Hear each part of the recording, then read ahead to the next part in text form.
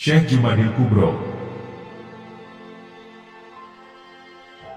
Interaksi Majapahit dengan Islam abad ke-13 sampai 15 Masehi menyebutkan bahwa Syekh Jumadil Kubro adalah buyut, sekaligus pembimbing dari Wali Songo yang menyebarkan agama Islam di Pulau Jawa. Sayyid Jumadil Kubro.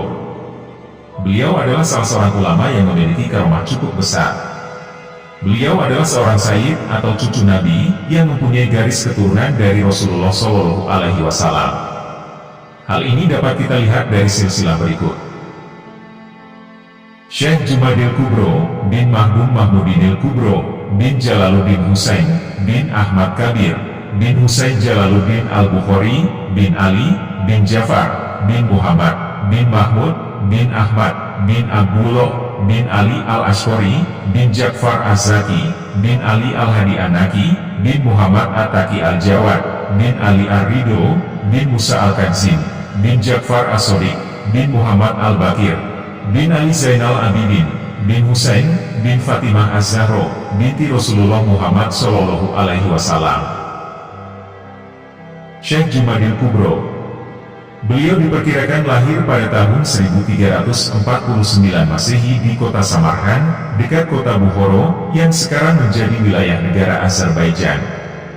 Di sana, beliau dididik dan dibesarkan oleh ayahandanya, yakni Sayyid Zainul Husain, sampai akhirnya beliau menikah dan dikaruniai 3 putra. Ketiga putra beliau itu adalah: yang pertama adalah Sayyid Ibrahim As-Samarkandi, yang kedua Maulana Ishaq,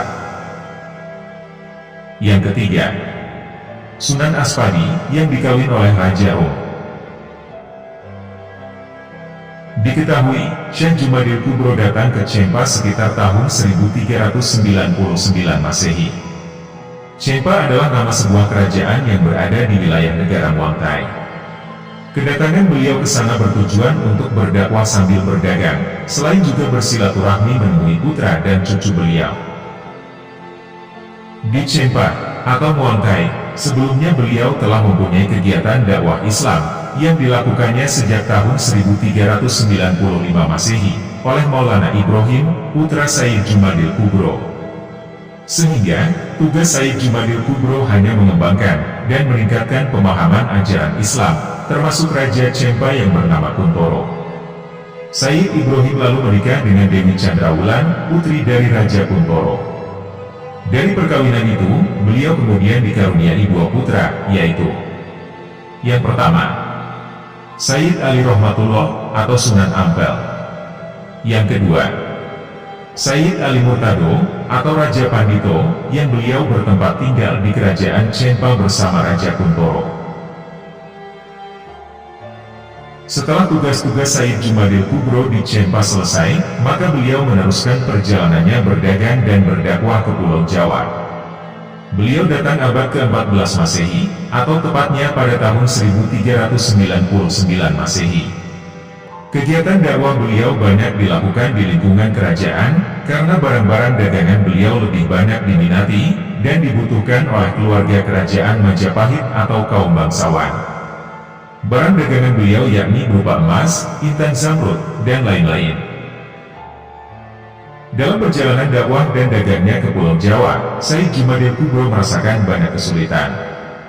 Hal ini disebabkan karena masih kuatnya pengaruh ajaran agama Hindu dan Buddha, yang didukung besarnya pengaruh kerajaan saat itu.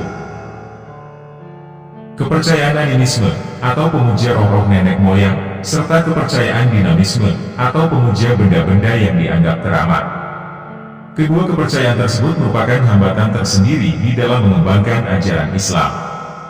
Sehingga, masyarakat pada masa itu sangat sulit untuk dimasuki ajaran Islam. Terlebih lagi, dengan maraknya pemujaan-pemujaan pada roh nenek moyang, dan benda-benda yang dianggap punya keramat, atau kekuatan gaib. Hal ini mendatangkan dukungan kekuatan istidroj dari bangsa jin dan setan. Sehingga, kebanyakan wilayah di Pulau Jawa menjadi daerah yang angker. Beliau hanya sempat melakukan kegiatan dakwah dan perdagangan dari lingkungan kerajaan secara sembunyi-sembunyi. Tentunya, hasil yang dicapai jelas sangat tidak menggembirakan. Kegiatan dakwah secara terang-terangan tidak memungkinkan beliau lakukan. Karena hal tersebut tentu akan mengundang kemurkaan kerajaan Majapahit, serta kemurkaan kekuatan-kekuatan gaib dari bangsa jin, setan, dan sejenisnya. Kesulitan Said Jumadil Kubro agak berkurang setelah beliau bertemu dengan seorang Tumenggung Mojopahit yang bernama Tumenggung Satim Singomoyo. Karena hanya beliaulah seorang pejabat kerajaan yang bisa diajak musyawarah tentang kesulitannya di dalam berdakwah untuk mengembangkan ajaran Islam. Kala itu, beliau sudah memeluk agama Islam, walaupun hal ini tidak berani dilakukan secara terang-terangan. Dengan keberadaan Tumenggung Satim Singomoyo, akhirnya sedikit demi sedikit masyarakat Mojopahit memeluk Islam, termasuk yang berada di lingkungan kerajaan.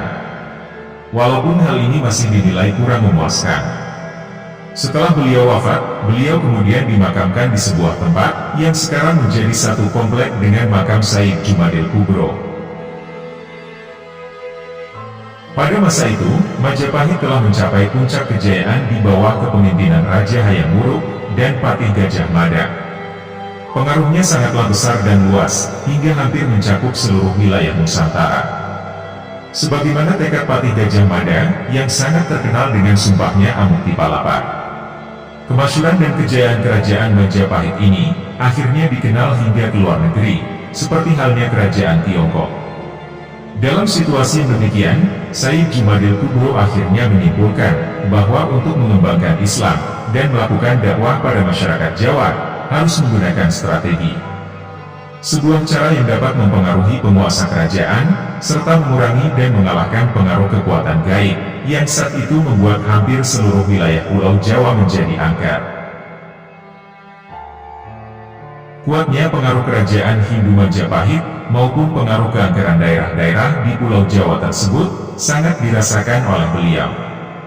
Akan tetapi, hal tersebut dianggapnya sebagai sebuah tantangan dakwah yang harus dihadapi beliau. Namun untuk menghadapi tantangan penyiaran agama Islam yang sangat kuat tersebut, beliau merasakan kurang kuat jika dilakukan hanya dengan seorang diri. Oleh karenanya, pada sekitar tahun 1404 Masehi, Said Jumadil Kubro memutuskan meninggalkan Pulau Jawa, dan beliau lalu kembali ke kampung halamannya di Samarkand. Dengan maksud, guna melaporkan masalah tersebut kepada Kekhalifahan Islam Turki, yakni Sultan Muhammad I. Beliau juga sekaligus mengusulkan untuk segera menyusun kekuatan dakwah yang akan ditugaskan menyiarkan agama Islam ke Pulau Jawa. Dalam pertemuannya dengan Sang Sultan, Said Jumadil Kubro mengusulkan agar Sultan Muhammad I mengundang beberapa ulama dari wilayah Timur Tengah dan Afrika Utara yang dikenal memiliki karomah besar. Hal tersebut beliau lakukan agar mereka bisa diajak untuk bermusyawarah, membahas kegiatan dakwah Islam dan pengembangannya di Pulau Jawa. Setelah mendengar dan memperhatikan cerita pengalaman dan temuan Said Jumadil Kubro tentang situasi dan keadaan agama Islam di daerah Pulau Jawa, akhirnya disepakati oleh Sang Sultan bahwasanya untuk melakukan kegiatan dakwah ke Pulau Jawa, maka akan ditugaskan 9 orang ulama atau aulia dengan berbagai keahliannya masing-masing. 9 orang itu akan dibagi menjadi 3 bagian, yakni di Jawa Timur 3 orang ulama, Jawa Tengah 3 orang ulama, dan Jawa Barat 3 orang ulama, dengan masa bakti 1 abad, 100 tahun. Dan apabila terjadi ada yang wafat atau pindah dari Pulau Jawa, maka harus mengadakan rapat untuk mencari penggantinya. Ke-9 ulama tersebut selanjutnya dilembagakan dan ditetapkan dengan sebutan Wali Songo, yang untuk pertama kalinya beranggotakan 9 ulama. Adapun nama-nama beliau adalah: 1. Maulana Jumadil Kubro dari Samarkand, Azerbaijan. Beliau adalah seorang ahli militer. Beliau berdakwah di lingkungan kerajaan Majapahit dan wafat di Troloyo Mojokerto pada tahun 1465 Masehi. 2. Maulana Ishak dari Samarkand. Beliau adalah putra dari Said Jumadil Kubro, ahli pengobatan. Beliau berdakwah di Jawa Timur. Setelah tugas di Belambangan Banyuwangi, beliau kemudian pindah ke Pasai. Menurut Kiai Haji Abdurrahman Wahid atau Gus Dur, bahwasanya Maulana Ishak wafat dan dimakamkan di Jombang. Tepatnya di Jalan Garuda, Dusun Tambak Beras, Desa Tambak Rejo, Kecamatan Jombang, Kabupaten Jombang, Jawa Timur. 3. Maulana Malik Ibrahim, seorang ahli tata negara dan pengobatan. Beliau mendapat tugas berdakwah di Jawa Timur. 4. Maulana Ahmad Al-Maghrobi dari Maroko, Afrika Utara. Beliau terkenal sebagai orang yang kuat dan sakti, yang mendapat tugas berdakwah di Jawa Tengah. Beliau wafat di daerah Majapahit, dan dimakamkan di pesantrennya di Jati Anom, Klaten, tepatnya pada tahun 1465 Masehi. 5. Maulana Malik Israil dari Turki. Beliau adalah seorang ahli tata negara. Beliau mendapat tugas berdakwah di Jawa Tengah, dan wafat di daerah Gunung Santri Cilegon, Jawa Barat, tepatnya pada tahun 1435 Masehi. 6. Maulana Muhammad Ali Akbar dari Persia, atau Iran. Beliau adalah seorang ahli pengobatan dan pertanian. Beliau mendapat tugas berdakwah di Jawa Tengah, dan wafat di daerah Gunung Santri Cilegon, Jawa Barat, tepatnya pada tahun 1435 Masehi. 7. Maulana Hasanuddin. Beliau mendapat tugas berdakwah di Jawa Barat, dan wafat tahun 1462 Masehi. Beliau dimakamkan di samping Masjid Banten Lama. 8. Maulana Al-Aidid. Beliau mendapat tugas berdakwah di Jawa Barat. Beliau wafat tahun 1462 Masehi, dan dimakamkan di samping Masjid Banten Lama.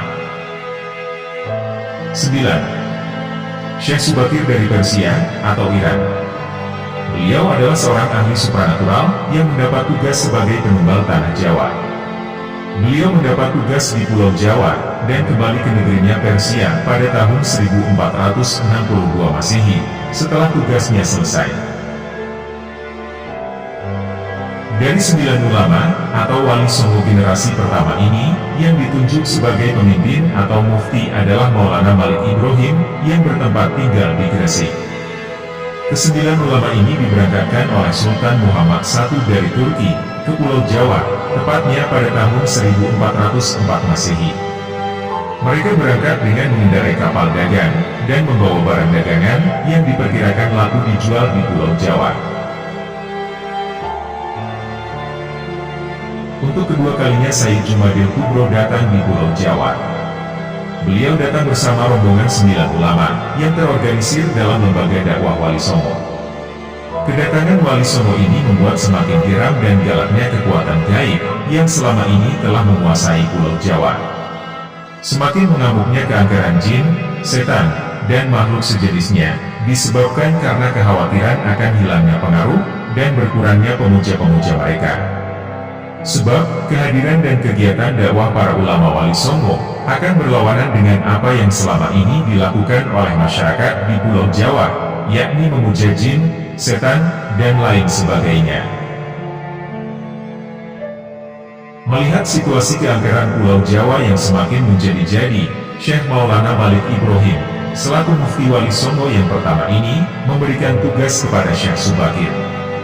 Sosok Syekh Subakir adalah salah satu anggota Wali Songo, yang ahli dalam bidang metafisika, yakni ahli mengusir jin, setan, genderuwo dan sejenisnya.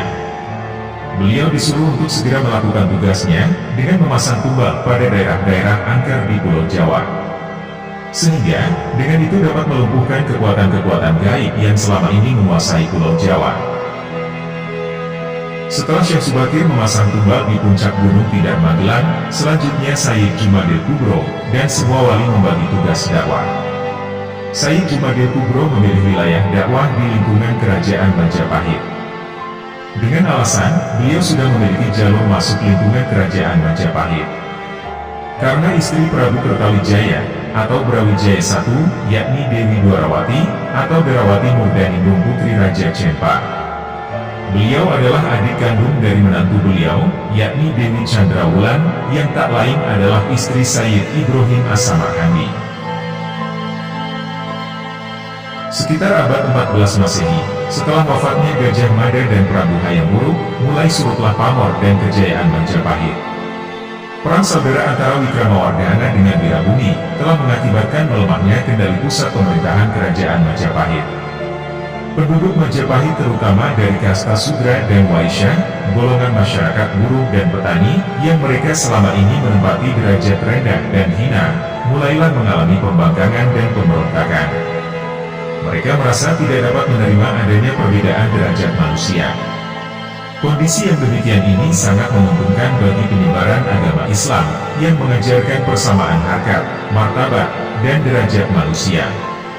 Ajaran ini menjadi berkembang, utamanya di kalangan masyarakat petani, nelayan, buruh, dan pegawai kerajaan.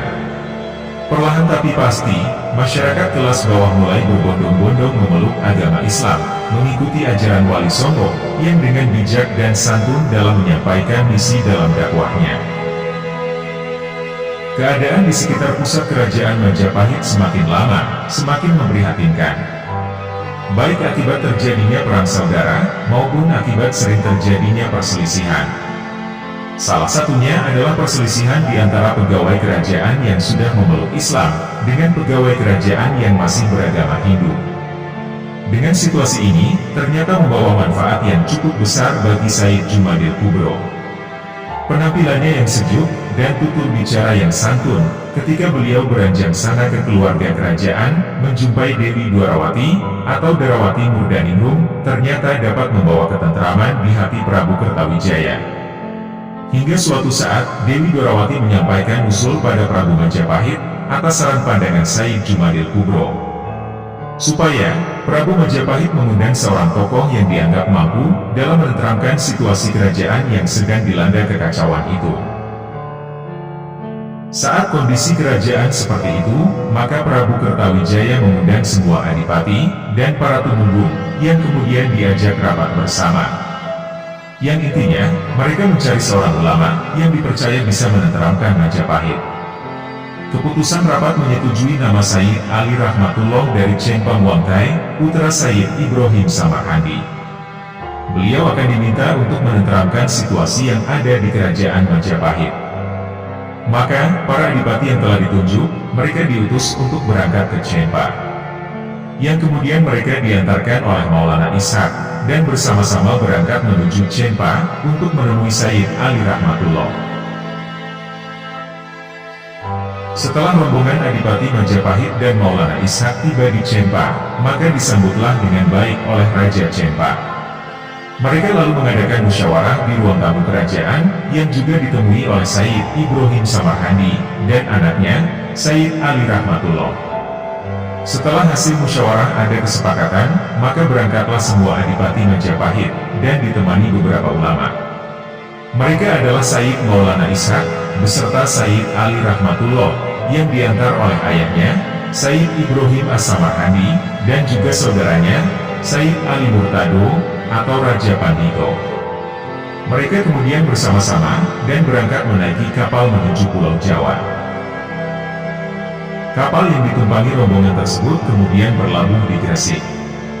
Setibanya di Gresik, tiba-tiba Said Ibrahim As-Samarhandi sakit, dan dibawa ke Tuban. Yang akhirnya, beliau wafat, dan dimakamkan di daerah Tuban, tepatnya di Kecamatan Palang. Said Ali Murtado, atau Raja Pandito, beliau lalu meneruskan perjalanan dakwah keliling ke Nusa Tenggara, Madura, dan sampai ke Bima. Dan di sana, beliau kemudian mendapat julukan Pandit Hobima. Setelah itu beliau kembali ke Gresik, dan akhirnya wafat di Gresik.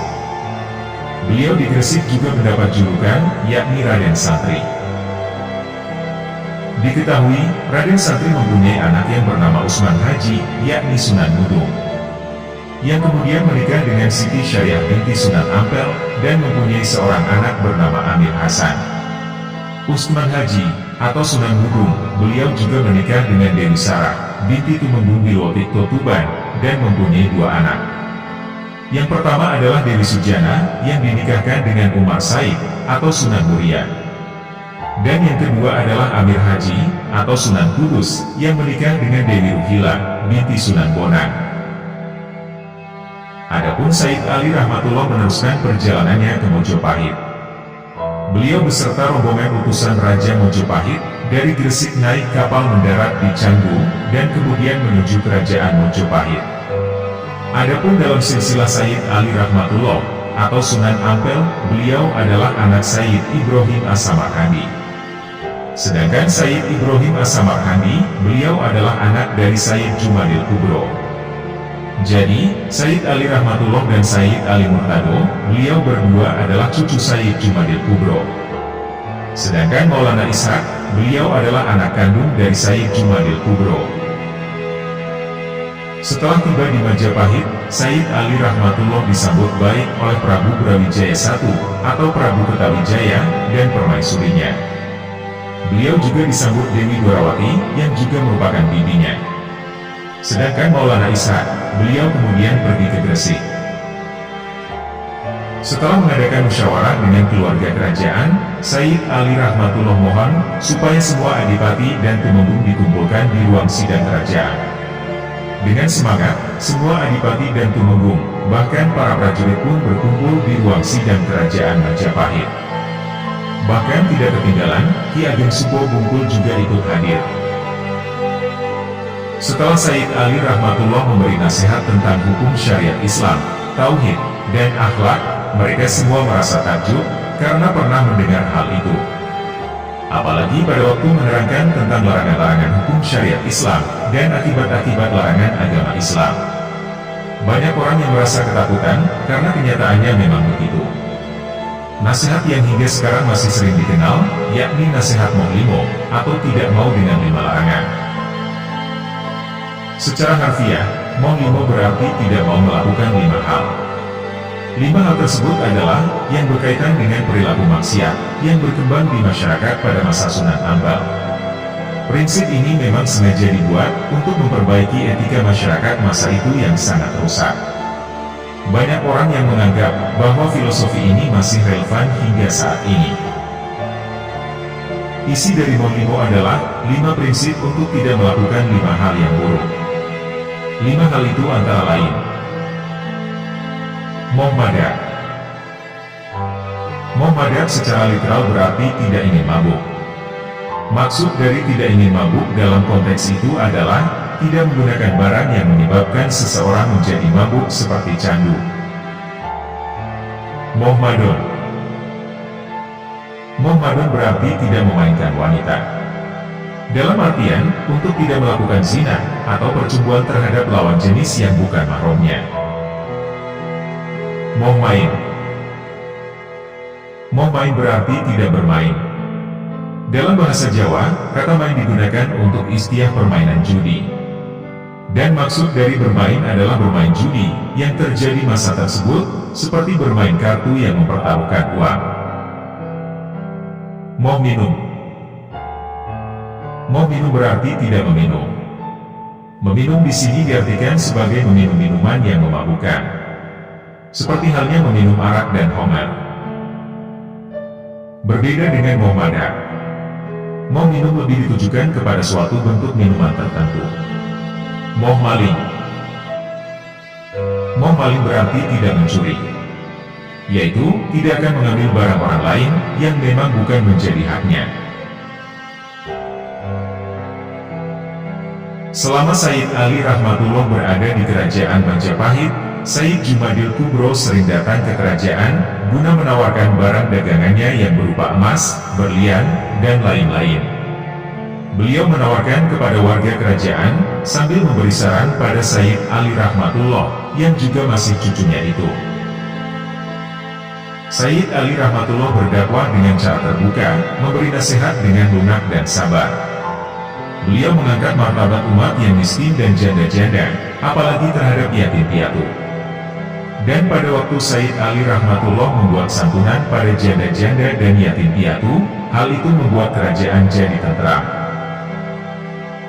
Raja Kertawijaya semakin kagum atas pemberian santunan yang dilakukan Said Ali Rahmatullah. Karena hal itu belum pernah sama sekali dilakukan di kerajaan. Said Ali Rahmatullah kemudian diambil menantu oleh Prabu Aryo Tejo Tuban dan dijodohkan dengan anaknya yang bernama Dewi Chandrawati. Dan setelah menikah, Said Ali Rahmatullah memberi nama baru pada istrinya, yakni dengan nama Nyai Ageng Manila. Selain itu, Said Ali Rahmatullah juga diberi hadiah berupa bangunan rumah dan wilayah di Surabaya, tepatnya berada di daerah Ampel Denta.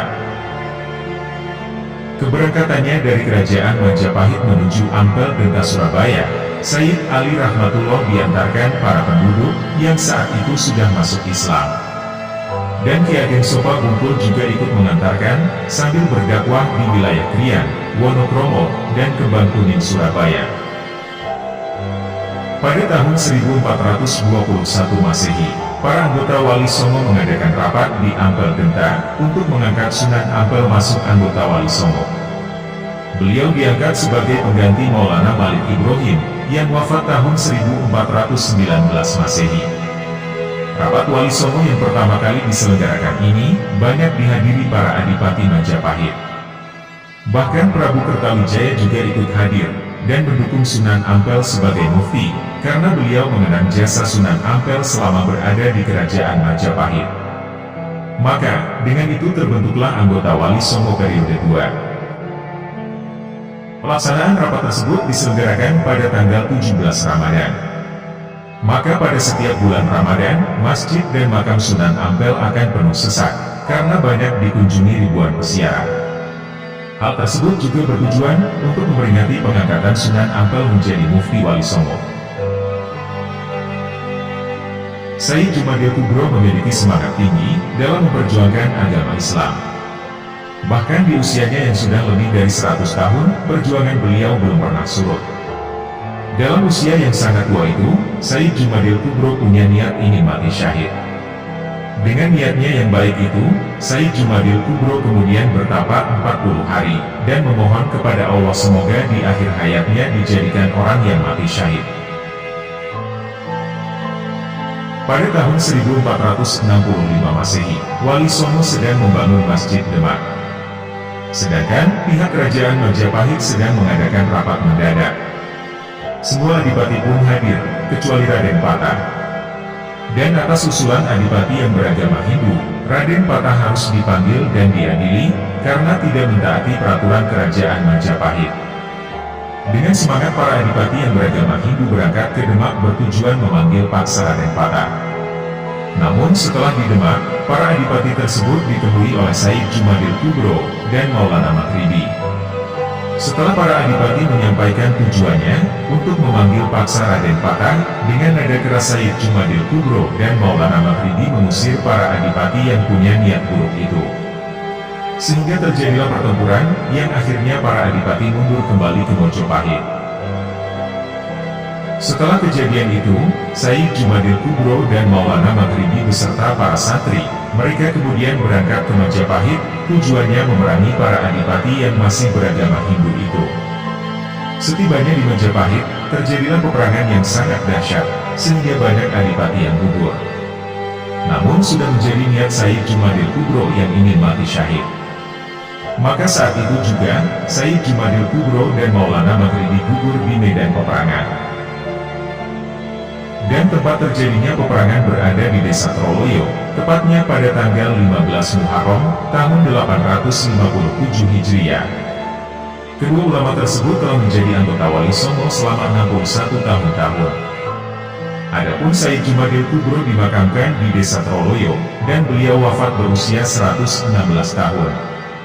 Sedangkan Maulana Maghribi, oleh para santrinya dimakamkan di pesantrennya, yakni di Jatianong, Klaten, Jawa Tengah. Setelah peperangan sudah reda, para anggota Wali Songo mengadakan rapat yang ketiga kalinya, dan bertempat di Ampel Denta. Rapat tersebut bertujuan mengangkat anggota baru, untuk menggantikan anggota yang sudah wafat.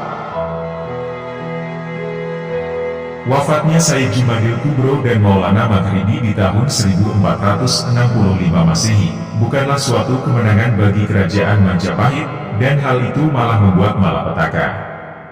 Dan yang terjadi adalah, Prabu Kertabumi semakin beringas, dan menuduh beberapa adipati dengan tuduhan munafik, karena banyaknya adipati dan tumenggung yang gugur. Atas tuduhan sang raja tersebut, banyak adipati yang menentang tuduhannya. Sehingga, terjadilah perselisihan, dan sebagian ada yang memisahkan diri dari wilayah kerajaan Majapahit. Setelah peristiwa itu, sang raja bersama-sama adipati yang masih mengikuti kerajaan Majapahit, mereka lalu mengadakan rapat mendadak. Hal itu dilakukan, karena terdapat kabar, bahwasanya ada sebagian adipati yang mau menyerang kerajaan Majapahit, yang didukung oleh kerajaan Kediri. Dengan adanya kabar tersebut, membuat Prabu Kertabumi sangat kebingungan. Di saat itulah, Tumenggung Satim Singomoyo mulai berani mengajukan seruan pada Kertabumi, yang intinya Prabu Kertabumi diajak masuk agama Islam. Sehingga, nantinya kerajaan Majapahit dapat disatukan dengan Wali Songo, agar kerajaan tersebut dapat menjadi lebih kuat. Namun, usulannya itu ditolak oleh Prabu Kertabumi. Dan pada tahun 1478 Masehi, pasukan perang dari Keling Kediri, yang dipimpin Girindrawardana, yang jumlahnya ribuan, dengan mendadak langsung melingkari kerajaan Majapahit. Sedangkan, Prabu Girindrawardana langsung masuk menemui Prabu Kertabumi.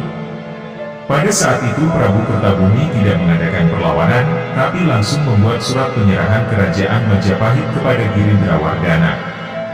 Setelah Prabu Kertabumi membuat surat penyerahan, beliau lalu pergi ke lereng Gunung Lawu. Pada tahun 1481 Masehi, Girindrawardana menyerang Sunan Giri, karena dikhawatirkan akan berdirinya kerajaan Islam di Jawa Timur. Namun, usahanya itu gagal, karena mereka mengalami kekalahan. Meskipun mengalami kekalahan, usahanya pantang mundur. Dia masih mempunyai rencana ingin menyerang Wali Songo, dengan cara yang sangat licik. Yang intinya, orang Islam Majapahit bisa berperang melawan Wali Songo. Pada masa itu, Raden Patah membuat keputusan untuk mencabut surat penyerahan kerajaan Majapahit dari Girindrawardana yang ditandatangani Prabu Kertabumi. Lalu dikirimlah utusan ke Majapahit, namun oleh Prabu Girindrawardana ditolak dengan cara kasar, hingga menyulut sebuah peperangan. Karena Raden Patah merasa punya hak waris atas kerajaan Majapahit, maka Raden Patah menugaskan Sunan Gudung sebagai Senopati Demak, untuk memimpin perang melawan Majapahit. Maka terjadilah peperangan yang sangat hebat pada saat itu. Perang antara Demak dan Majapahit berlangsung hingga hampir 2 tahun. Di akhir peperangan itulah, Sunan Gudung dikabarkan gugur ketika melawan pasukan perang Majapahit. Dan pada saat itu, pasukan Demak hampir mengalami kekalahan. Tatkala mendengar kabar itu, Sunan Kalijaga bersiasat dengan cara sembunyi-sembunyi, untuk menemui pemimpin perang Majapahit. Yang ternyata, pemimpin pasukan perang Majapahit adalah Raden Husein, adik kandung dari Raden Patah. Setelah mengadakan pertemuan, barulah Raden Husein mengerti dan sadar. Kalau sebenarnya orang Islam Majapahit itu telah diadu oleh Girindrawardana, untuk bersedia berperang melawan Wali Songo. Atas hasil musyawarah Raden Husein dengan Sunan Kalijaga, akhirnya membawa hasil yang sangat memuaskan. Dan akhirnya, pasukan perang yang dipimpin Raden Husein kemudian bergabung dengan pasukan Demak, dan berbalik arah sama-sama menyerang pasukan Majapahit. Mengetahui hal tersebut, maka Raja Girindrawardana merasa terdesak, dan akhirnya melarikan diri. Keterangan sejarah babat Tanah Jawa menerangkan, setelah Raden Patah berhasil merebut kerajaan Majapahit dari kekuasaan Prabu Girindrawardana, maka Raden Patah beserta Sunan Kalijaga langsung ke Sunan Giri, untuk melaporkan atas kemenangannya tersebut. Akhirnya, tibalah mereka berdua, dan kemudian menghadap Kanjeng Sunan Giri. Selain melaporkan keberhasilannya merebut kerajaan Majapahit, mereka juga mengadakan musyawarah tentang kelanjutan nasib dari kerajaan Majapahit. Sunan Kalijaga membuat usulan, jika sebaiknya bangunan istana kerajaan dibongkar dan diboyong ke Demak, sekaligus pusaka-pusaka yang ada.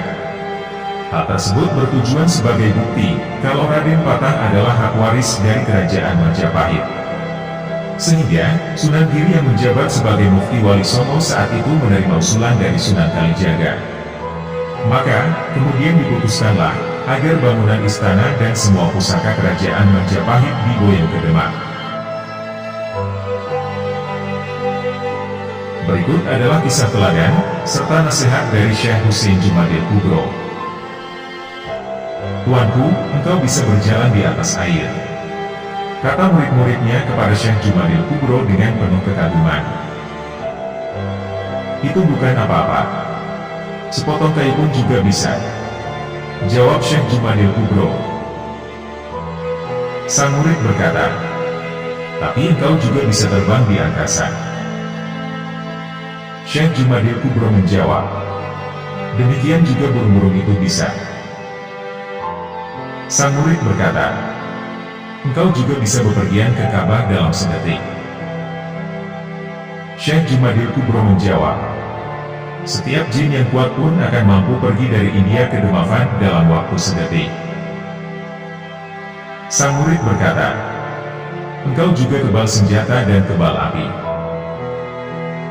Syekh Jumadil Kubro menjawab, batu karang di pantai pun bisa kebal seperti itu.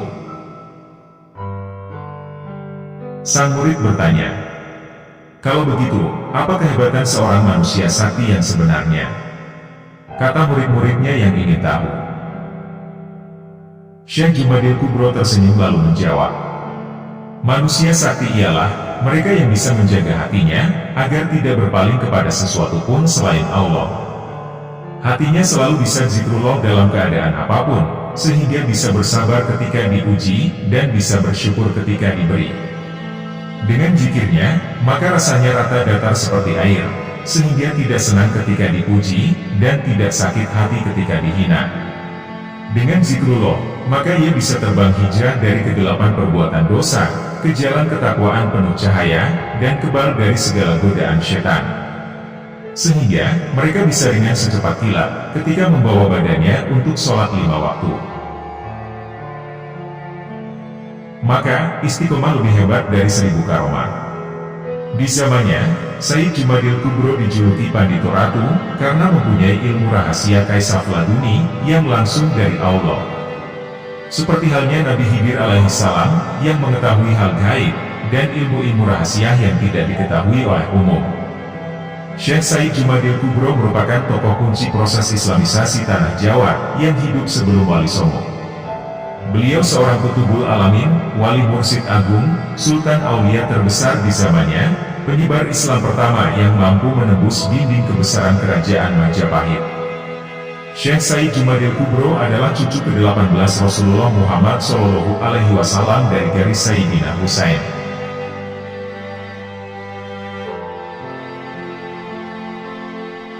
Syekh Subakir. Tak banyak orang yang tahu dan mengenal nama sosok Syekh Subakir. Padahal, Syekh Subakir adalah salah seorang ulama wali Songo periode pertama yang dikirim khalifah dari Kesultanan Turki Utsmaniyah, Sultan Muhammad I, untuk menyebarkan agama Islam di wilayah Nusantara. Syekh Subakir konon adalah seorang ulama besar yang telah menubal tanah Jawa dari pengaruh negatif makhluk halus saat awal penyebaran ajaran Islam di Nusantara. Berdasarkan dari salah satu versi riwayat, kisahnya dimulai saat Sultan Muhammad I yang bermimpi mendapat wangsit untuk menyebarkan dakwah Islam ke tanah Jawa. Adapun mubaliknya diharuskan berjumlah 9 orang. Jika ada yang pulang atau wafat, maka akan digantikan oleh ulama lain, asal tetap berjumlah 9. Sehingga, dikumpulkanlah beberapa ulama terkemuka dari seluruh dunia Islam waktu itu. Dan para ulama yang dikumpulkan tersebut mempunyai keahlian masing-masing. Ada yang ahli tata negara, berdakwah, pengobatan, tumbal atau ruqyah, dan lain-lain. Lalu dikirimlah beberapa ulama tersebut ke Nusantara atau Tanah Jawa. Namun sudah beberapa kali utusan dari Kesultanan Turki Utsmaniyah yang datang ke Tanah Jawa untuk menyebarkan agama Islam, tapi pada umumnya mereka mengalami kegagalan. Penyebabnya, masyarakat Jawa saat itu sangat memegang teguh kepercayaannya.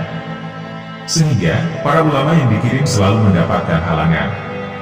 Karena meskipun berkembang, tetapi ajaran agama Islam hanya dalam lingkungan yang kecil, dan tidak bisa berkembang secara luas. Selain itu konon, Pulau Jawa saat itu masih merupakan hutan belantara angker, yang dipenuhi makhluk halus dan jin-jin jahat. Lalu diutuslah Syekh Subakir, seorang ulama asal Persia yang ahli dalam ruqyah, ekologi, meteorologi, dan geofisika, untuk pergi ke Tanah Jawa.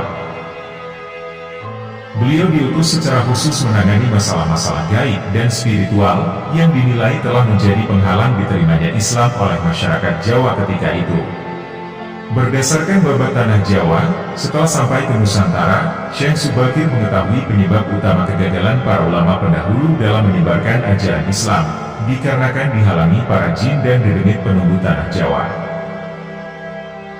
Dikatakan bahwa para jin, dedemit, dan lelembut tersebut bisa berubah wujud menjadi ombak besar yang mampu menenggelamkan kapal berikut penumpangnya, dan juga mampu menjadi angin puting beliung dahsyat yang mampu memporak-porandakan apa saja yang berada di depannya.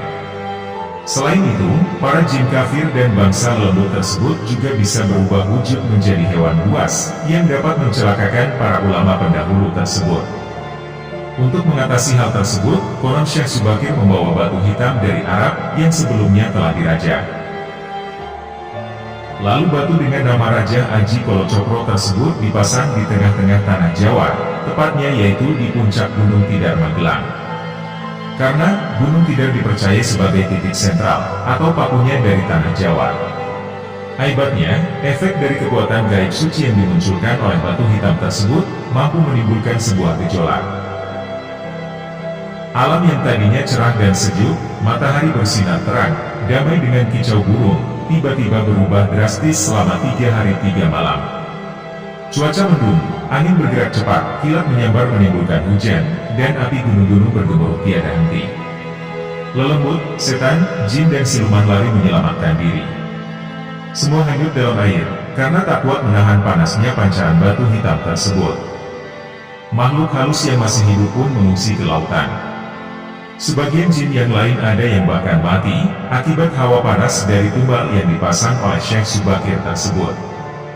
Melihat hal itu, konon Sabda Palon, raja bangsa jin yang telah 9.000 tahun bersemayam di puncak Gunung Tidar terusik, dan keluar mencari penyebab timbulnya hawa panas bagi bangsa mereka. Sabda Palon lalu berhadapan dengan Syekh Subakir. Sabda Palon lalu menanyakan maksud pemasangan batu hitam tersebut. Sang ulama menyatakan, maksud dia menancapkan batu hitam itu, untuk mengusir bangsa jin dan lembut yang telah mengganggu upaya penyebaran ajaran Islam di Tanah Jawa, oleh para ulama utusan Khalifah Turki Utsmaniyah. Setelah terjadi perdebatan, mereka segera mengadu kesaktian. Konon, pertempuran antara keduanya terjadi selama 40 hari 40 malam, hingga Sabda Palon yang juga dikenal sebagai Ki Semar Badranaya, sang danyang Tanah Jawa ini merasa kewalahan, dan menawarkan perundingan. Sabda Palon mensyaratkan beberapa poin dalam upaya penyebaran Islam di Tanah Jawa. Isi kesepakatan antara lain, Sabda Palon memberi kesempatan kepada Syekh Subakir beserta para ulama untuk menyebarkan Islam di Tanah Jawa, tetapi tidak boleh dengan cara memaksa. Kemudian Sabda Palon juga memberi kesempatan kepada orang Islam untuk berkuasa di Tanah Jawa sebagai raja-raja Islam, namun dengan catatan, para raja Islam itu dipersilahkan berkuasa, namun jangan sampai meninggalkan adat istiadat, serta budaya yang sudah ada.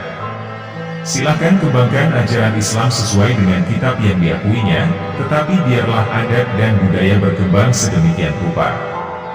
Maka, syarat-syarat itu pun akhirnya disetujui oleh Syekh Subakir. Selain di puncak Gunung Tidar, Syekh Subakir juga membersihkan beberapa tempat angker di Tanah Jawa, yang dahulunya telah dikuasai para raja jin dan makhluk halus lainnya. Dalam versi lain diceritakan, untuk membersihkan wilayah Gunung Tidar dari bangsa jin, Syekh Subakir membawa senjata pusaka, yang berupa tombak Kiai Panjang. Lalu tombak pusaka tersebut ditancapkan sebagai penolak bala, tepat di puncak Gunung Tidar. Dan benar saja, tombak sakti itu menciptakan hawa panas yang dahsyat, bagi para lembut dan bangsa jin yang berdiam di Gunung Tidar. Mereka pun lari tunggang langgang, dan meninggalkan Gunung Tidar. Sebagian pengikut Sabda Palon dari bangsa jin melarikan diri ke timur, dan konon hingga sekarang menempati daerah Gunung Merapi, yang sampai saat ini, masih dipercaya sebagian masyarakat sebagai wilayah yang angker. Bahkan sebagian lagi anak buah Sabda Palon, ada yang sampai melarikan diri ke Alas Roban, dan bahkan ke Gunung Sandil. Tombak itu sekarang masih dijaga oleh masyarakat, dan ditempatkan di puncak Gunung Tidar. Dan tempat tersebut kemudian diberi nama, dengan nama makam tombak Kiai Panjang. Dengan adanya tombak sakti itu, maka amanah Gunung Tidar dari kekuasaan para jin dan makhluk halus. Karena keberhasilannya menumbal tanah Jawa, sehingga penyebaran Islam oleh Wali Songo periode pertama ini menjadi lancar. Nama Syekh Subakir lalu menjadi sangat terkenal, dan dikagumi di kalangan para pendekar, penganut ilmu gaib dan kanuragan, bangsawan, serta masyarakat di tanah Jawa ketika itu. Sehingga, mereka terkesan mendewakan sang ulama asal Persia tersebut. Akhirnya, untuk melepaskan kefanatikan masyarakat terhadap Syekh Subakir, dan untuk menjaga akidah umat Islam, beliau kemudian kembali ke Persia, atau yang sekarang disebut Iran. Hal tersebut dimaksudkan agar kefanatikan tersebut runtuh, dan masyarakat kembali kepada tauhid yang benar. Menurut riwayat, beliau kembali ke Persia pada tahun 1462 Masehi. Setelah itu, tugas utama Syekh Subakir untuk membersihkan tanah Jawa dari pengaruh negatif makhluk halus telah selesai. Selanjutnya setelah Syekh Subakir wafat, maka posisinya digantikan oleh Wali Songo lainnya, yakni Sunan Kalijaga. Adapun keterangan menurut berbagai babat adalah sebagai berikut. Menurut babat Tanah Jawa, Syekh Subakir adalah pembuka masa Islam di Tanah Jawa sebelum Wali Songo. Sebelumnya, sudah banyak utusan dari negeri Arab dalam hal menyebarkan agama Islam di Tanah Jawa. Namun banyak dari mereka yang terbentur akan kekuatan gaib, yang masih menguasai Jawa atau Nusantara pada masa itu. Maka, ditunjuklah Syekh Subakir untuk mengembali Tanah Jawa, sebelum para wali-wali datang memulai dakwahnya. Syekh Subakir diutus ke Tanah Jawa bersama-sama dengan Wali Songo periode pertama, yang diutus oleh Sultan Muhammad I dari Istanbul, Turki. Pada tahun 1404 Masehi, mereka ditugaskan untuk berdakwah di Pulau Jawa. Syekh Subakir adalah seorang ulama yang berasal dari Iran. Dalam riwayat lain, Syekh Subakir berasal dari Rum Baghdad. Syekh Subakir diutus ke Tanah Jawa bersama-sama dengan Wali Songo periode pertama. Dan beliau-beliau diantaranya adalah 1. Maulana Jumadil Kubro dari Samarkand, Azerbaijan. Beliau adalah seorang ahli militer. Beliau berdakwah di lingkungan kerajaan Majapahit, dan wafat di Troloyo Mojokerto pada tahun 1465 Masehi. 2. Maulana Ishak dari Samarkand. Beliau adalah putra dari Sayyid Jumadil Kubro, ahli pengobatan. Beliau berdakwah di Jawa Timur. Setelah tugas di Belambangan Banyuwangi, beliau kemudian pindah ke Pasai. 3. Maulana Malik Ibrahim, seorang ahli tata negara dan pengobatan.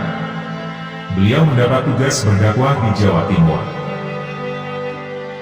4. Maulana Ahmad Al-Maghrobi dari Maroko, Afrika Utara. Beliau terkenal sebagai orang yang kuat dan sakti, yang mendapat tugas berdakwah di Jawa Tengah. Beliau wafat di daerah Majapahit, dan dimakamkan di pesantrennya di Jati Anom, Klaten, tepatnya pada tahun 1465 Masehi. 5. Maulana Malik Isroil dari Turki. Beliau adalah seorang ahli tata negara. Beliau mendapat tugas berdakwah di Jawa Tengah, dan wafat di daerah Gunung Santri Cilegon, Jawa Barat, tepatnya pada tahun 1435 Masehi. 6. Maulana Muhammad Ali Akbar dari Persia, atau Iran. Beliau adalah seorang ahli pengobatan dan pertanian.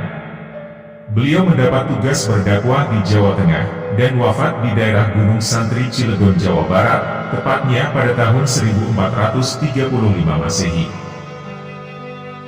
7. Maulana Hasanuddin.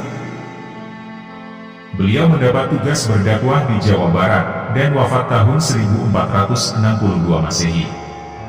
Beliau dimakamkan di samping Masjid Banten Lama. 8. Maulana Ali Beliau mendapat tugas berdakwah di Jawa Barat. Beliau wafat tahun 1462 Masehi dan dimakamkan di samping Masjid Banten Lama. 9. Syekh Subakir dari Persia atau Iran. Beliau adalah seorang ahli supranatural yang mendapat tugas sebagai penumbal tanah Jawa. Beliau mendapat tugas di Pulau Jawa dan kembali ke negerinya Persia pada tahun 1462 Masehi setelah tugasnya selesai. Penyebab utama pasifnya syiar agama Islam sebelum Syekh Subakir adalah, yakni disebabkan oleh masyarakat yang masih kokoh memegang kepercayaan lama. Dalam artian, bahwa masih banyak makhluk yang menghuni dan mempengaruhi masyarakat Jawa untuk menyembah pepohonan, batu besar, atau hal-hal yang berbau musyrik. Dan disitulah Syekh Subakir berperan penting dalam menghilangkan gangguan jin dan setan tersebut, yakni dengan menggunakan batu hitam yang telah dipasang Syekh Subakir di bagian-bagian Nusantara. Menurut babat tanah Jawa, Syekh Subakir sangat berjasa dalam menumbali tanah Jawa. Dalam legenda yang beredar di Pulau Jawa dikisahkan, sudah beberapa kali utusan dari negeri Arab untuk menyebarkan agama Islam di tanah Jawa khususnya, dan Indonesia pada umumnya. Tapi mereka telah gagal secara makro. Hal itu disebabkan karena orang-orang Jawa pada waktu itu masih kokoh memegang kepercayaan lama. Dengan tokoh-tokoh gaibnya, mereka masih sangat menguasai bumi dan laut di sekitar Pulau Jawa. Para ulama yang dikirim untuk menyebarkan agama Islam mendapat halangan yang sangat berat, meskipun berkembang, tetapi hanya dalam lingkungan yang kecil, dan tidak bisa berkembang secara luas. Maka dari itu, diutuslah Syekh Subakir untuk menyebarkan agama Islam, dengan membawa batu hitam yang dipasang oleh Syekh Subakir di seantero Nusantara, yang nantinya diletakkan di tengah-tengah tanah Jawa, yaitu di Gunung Tidar. Efek dari kekuatan gaib suci yang dimunculkan oleh batu hitam menimbulkan gejolak, dan mengamuklah para makhluk jin, setan, dan makhluk halus lainnya. Dan sosok Syekh Subakirlah yang mampu meredam amukan dari mereka. Akan tetapi mereka sesumbar dengan berkata, "Walaupun kamu sudah mampu meredam amukan kami, kamu dapat mengembangkan agama Islam di tanah Jawa, tetapi Qudratullah tetap masih berlaku atasku." Ingat itu wahai Syekh Subakir, kata bangsa jin. Apakah itu? Kata Syekh Subakir, aku masih dibolehkan untuk menggoda manusia, termasuk orang-orang Islam yang imannya masih lemah. Kata bangsa jin. Tidak salah bila kemudian, Gunung Tidar dikenal dengan paku tanah Jawa. Gunung Tidar tak terpisahkan dengan pendidikan militer. Gunung yang dalam legenda dikenal sebagai pakunya tanah Jawa itu, terletak di tengah kota Magelang. Tepatnya berada pada ketinggian 503 meter dari permukaan laut. Gunung Tidar memiliki sejarah dalam perjuangan bangsa. Di Lembah Tidar itulah, Akademi Militer sebagai kawah candra di muka, yang mencetak perwira pejuang Sabta Marga, berdiri pada 11 November 1957. Di puncak Gunung Tidar ada lapangan yang cukup luas. Di tengah lapangan tersebut, terdapat sebuah tugu dengan simbol huruf Sa, yang dibaca seperti pada kata solok dalam tulisan Jawa pada 3 sisinya. Menurut penuturan juru kunci, itu bermakna Sapa Sal Seleh, yang artinya, siapa salah akan ketahuan salahnya. Tugu inilah yang dipercaya sebagian orang sebagai pakunya tanah Jawa, yang membuat tanah Jawa tetap tenang dan aman. Gunung Tidar tidak hanya terkenal sebagai ikon atau identitas kota Magelang. Bagi sebagian orang yang memang lakoni lelaku spiritual, Gunung Tidar merupakan salah satu objek yang menjadi tempat tujuan mereka untuk mendekatkan diri kepada Gusti Allah. Dahulu, Gunung Tidar terkenal akan keangkerannya dan menjadi rumah bagi para jin dan makhluk halus. Jalmo moro jalmo mati. Setiap orang yang datang ke Gunung Tidar bisa dipastikan kalau tidak mati yang modal. Dan mungkin hal inilah yang menjadi asal-usul nama Tidar. Berdasarkan penuturan juru kunci Gunung Tidar, di Gunung Tidar terdapat 2 buah makam. yaitu makam Kiai Sepanjang dan makam Sang Hyang Ismoyo, atau yang lebih dikenal sebagai Kiai Semar. Sedangkan tempat yang selama ini dikenal sebagai makam Syekh Subakir, sebenarnya hanyalah petilasan beliau. Jadi, beliau dikenal sebagai wali Allah yang menaklukkan jin dan makhluk halus di Gunung Tidar. Sehingga, para makhluk halus tersebut mengungsi ke pantai selatan, tempat Nyai Roro Kidul berada. Setelah berhasil menaklukkan jin dan makhluk halus, Syekh Subakir kembali ke tanah asalnya, yakni Tanah Biru, Baghdad. Di petilasan Syekh Subakir ini tersedia musola kecil dan pendopo. Petilasan Syekh Subakir sebelumnya ditandai dengan adanya kijing yang terbuat dari kayu.